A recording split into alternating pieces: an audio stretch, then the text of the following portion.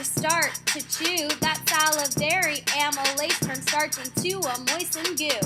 The tongue helps form a bolus of all the stuff you ate.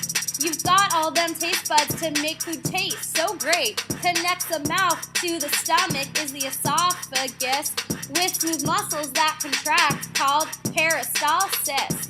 Without your epiglottis, food would get in your windpipe. When you swallow, it shuts down. Food stays on the path that's right. Next up is the stomach, filled with acid and enzymes. Chemical digestion turns food into acidic chyme. In the stomach, with all that acid, protein is broken down.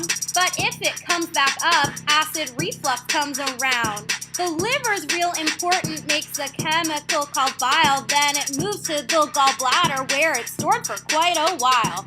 As food leaves our stomach, the bile is released, serves to emulsify our fats after we eat a fatty feast. Triglycerides turn to mono and fatty acids as well. Then enzymes from the pancreas turn products into a micelle. Micelles bring these lipid products to enterocytes. Here the micelles turn back into a triglyceride. Finally, they are turned into a chylomicron to be transported via lymph to our cells that rely upon. The pancreas plays a part, releases enzymes and juices, breaks down proteins and carbs, which will serve so many uses.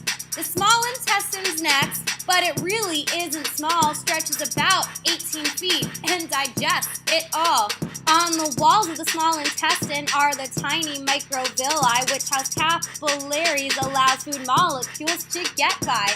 Proteins and carbs go right into the bloodstream, travel right to hungry cells, can be dissolved into our heme. The large intestine, or the colon, has all the flora in our gut, helps break down what we can't, then send it to our butt. Here water is absorbed, turns the waste from liquid into stool, finally moves to the rectum. Isn't digestion just so cool?